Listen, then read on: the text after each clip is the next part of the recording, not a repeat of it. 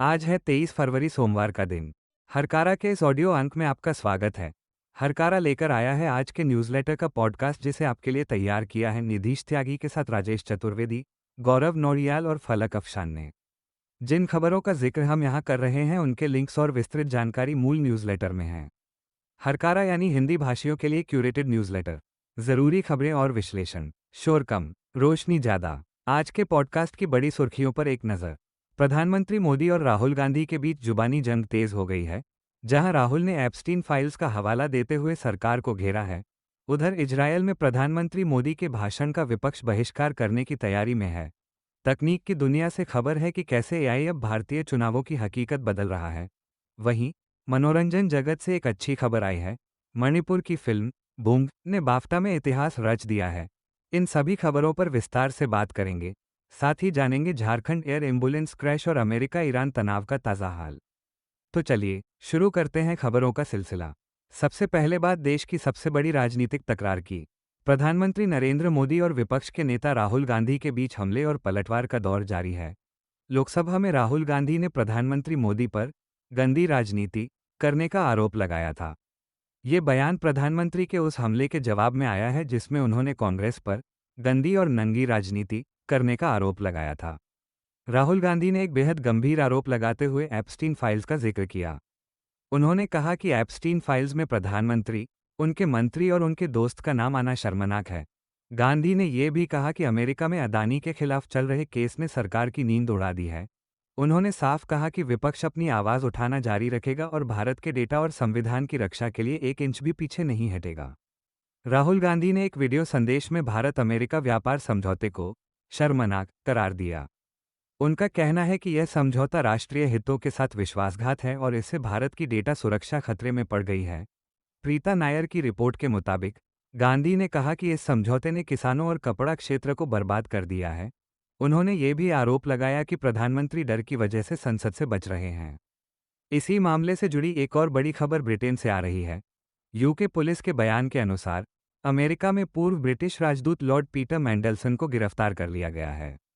Express global desk ने BBC के हवाले से बताया है कि मैंडेलसन पर आरोप है कि उन्होंने यौन अपराधी जेफरी एप्स्टीन के साथ सरकार की संवेदनशील जानकारी साझा की थी। 72 वर्षीय मैंडेलसन को कैमडेन से गिरफ्तार किया गया। ये गिरफ्तारी पूर्व प्रिंस एंड्रू की गिरफ्तारी के ठीक 4 दिन बाद हुई है। मैंडेलसन लेबर पार्टी के बड़े नेता रहे हैं और टोनी ब्लेयर की जीत में उनकी अहम भूमिका थी। अब रुख करते हैं अंतर्राष्ट्रीय कूटनीति की ओर। इजरायल से एक बड़ी खबर आ रही है जो भारतीय प्रधानमंत्री की यात्रा से जुड़ी है। हारेट्स की रिपोर्ट के मुताबिक इजरायल में विपक्ष ने नेसेट यानी इजरायली संसद में प्रधानमंत्री नरेंद्र मोदी के भाषण का बहिष्कार करने की योजना बनाई है। इस बहिष्कार की वजह भारत नहीं बल्कि इजरायल की आंतरिक राजनीति है। विवाद नेसेट के स्पीकर अमीर ओहाना द्वारा सुप्रीम कोर्ट के प्रेसिडेंट इसाक अमित को सत्र में आमंत्रित न करने को लेकर है। विपक्ष के नेता याइर लैपिड ने कहा है कि जस्टिस अमित का बहिष्कार विपक्ष का भी बहिष्कार है। उन्होंने कहा कि वे नहीं चाहते कि भारत को शर्मिंदगी उठानी पड़े जब 1.5 अरब लोगों के नेता आधी खाली संसद को संबोधित करें। स्पीकर ओहाना ने इसे राजनीतिक संघर्ष बताया है। आपको बता दें कि पीएम मोदी की यह 2017 के बाद इजरायल की दूसरी यात्रा होगी। वहीं दूसरी ओर भारत और फ्रांस के रक्षा संबंधों में एक विरोधाभास सामने आया है। द वायर में आशीष रे की रिपोर्ट बताती है कि भारत एक तरफ फ्रांस की कंपनी दसॉल्ट से 114 राफेल विमान खरीदने की तैयारी कर रहा है, वहीं दूसरी तरफ फ्रांस में 2016 के पुराने राफेल सौदे की जांच अभी भी जारी है। फ्रांसीसी एनजीओ शेरपा की शिकायत के बाद वहां भ्रष्टाचार और पक्षपात के आरोपों की जांच चल रही है। हालांकि भारत में सुप्रीम कोर्ट ने इस सौदे को क्लीन चिट दे दी थी, लेकिन फ्रांस में चल रही यह जांच नए सौदे पर सवाल खड़े करती है। अब बात करते हैं कुछ दुखद घटनाओं की। झारखंड के चतरा जिले में एक एयर एम्बुलेंस दुर्घटनाग्रस्त हो गई है। द हिंदू और पीटीआई की रिपोर्ट के अनुसार यह विमान रांची से एक मरीज को लेकर दिल्ली जा रहा था। इसमें 7 लोग सवार थे।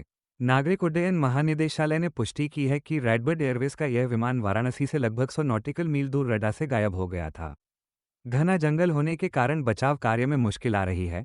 विमान दुर्घटना जांच ब्यूरो की टीम को मौके पर भेजा गया है। उधर महाराष्ट्र की राजनीति में एक विमान हादसे को लेकर नई बहस छिड़ गई है। स्टेट्समैन न्यूज सर्विस के मुताबिक एनसीपी विधायक अमोल मिटकरी ने 28 जनवरी को हुए उस विमान हादसे पर सवाल उठाए हैं जिसमें उपमुख्यमंत्री अजीत पवार की मौत हो गई थी। मिटकरी ने बेहद सनसनीखेज सवाल करते हुए पूछा कि क्या पायलट सुमित कपूर एक सुसाइड बॉम्बर थे। उन्होंने इसकी तुलना राजीव गांधी हत्याकांड से की है। वहीं अजीत पवार के भतीजे रोहित पवार ने सीबीआई जांच की मांग को समय की बर्बादी बताते हुए सीआईडी जांच की वकालत की है। समाज और मानवाधिकारों से जुड़ी कुछ अहम खबरें।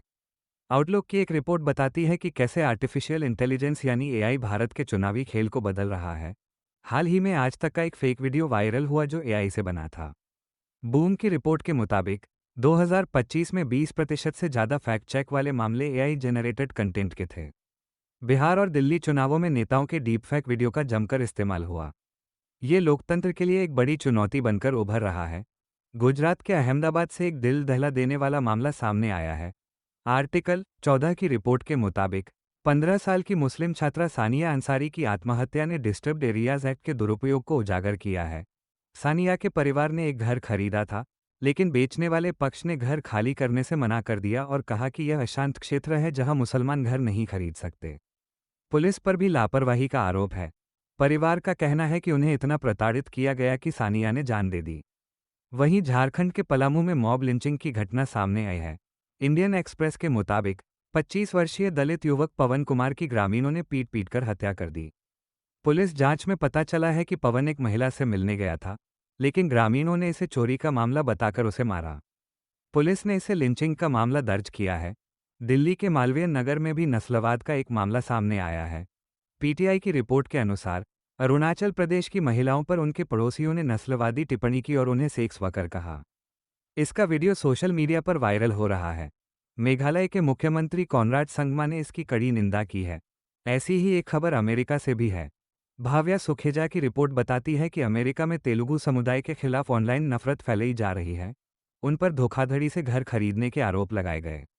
हालांकि भारतीय मूल के कई उद्यमियों ने इसका कड़ा जवाब दिया है और कहा है कि भारतीय अपनी मेहनत और योग्यता से वहां सफल हो रहे हैं। हरकारा के डीप डाइव सेगमेंट में इस बार बात राष्ट्रीय स्वयंसेवक संघ की। संघ के 100 साल पूरे होने पर लेखक भंवर मेघवंशी से बातचीत की गई। मेघवंशी का कहना है कि संघ सार्वजनिक मंचों पर तो जाति विरोध की बात करता है, लेकिन उसका ढांचा अभी भी सवर्ण वर्चस्व वाला है। चर्चा में ये सवाल भी उठा कि क्या संघ में कभी कोई दलित या महिला सर्वोच्च पद पर पहुंच पाएगी। ये बातचीत संघ की कथनी और करनी के अंतर को समझने की एक कोशिश है। राजस्थान से एक बड़े घोटाले का पर्दाफाश हुआ है। इंडियन एक्सप्रेस में हमजा खान की रिपोर्ट के मुताबिक राजस्थान में साइबर सरकार नाम का एक नेटवर्क चल रहा था जो पीएम किसान और पेंशन जैसी सरकारी योजनाओं का पैसा हड़प रहा था। इस मामले में अब तक 51 लोगों को गिरफ्तार किया गया है। ये गिरोह आधार डेटा का इस्तेमाल कर फर्जी लाभार्थी बनाता था और सरकारी पैसा अपनी जेब में डालता था। उत्तर प्रदेश के शाहजहांपुर में होली को लेकर प्रशासन सख्त है।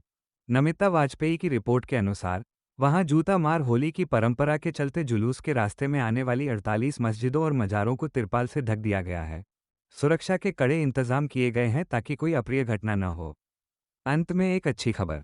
मणिपुर की फिल्म बूंग ने लंदन में बाफ्टा पुरस्कार जीतकर इतिहास रच दिया है। ईटी ऑनलाइन के अनुसार इसे सर्वश्रेष्ठ बाल एवं पारिवारिक फिल्म का पुरस्कार मिला है। फिल्म की निर्देशक लक्ष्मीप्रिया देवी ने पुरस्कार लेते हुए मणिपुर में शांति की अपील की। उन्होंने कहा कि हम प्रार्थना करते हैं कि बच्चे अपनी मासूमियत और सपने वापस पा सकें। ये भारतीय सिनेमा के लिए गर्व का पल है। तो ये थी आज की वो तमाम खबरें जो आपके लिए जानना जरूरी थी। उम्मीद है हरकारा का यह विश्लेषण आपको पसंद आया होगा। अपने सुझाव हमें ज़रूर भेजें। हम मिलेंगे आपसे अगले अंक में। तब तक के लिए जुड़े रहिए हरकारा के साथ। ये पॉडकास्ट आप WhatsApp, LinkedIn, Instagram, Facebook, YouTube, Spotify और ट्विटर पर भी सुन सकते हैं। सुनते रहिए हरकारा, शोर कम, रोशनी ज़्यादा।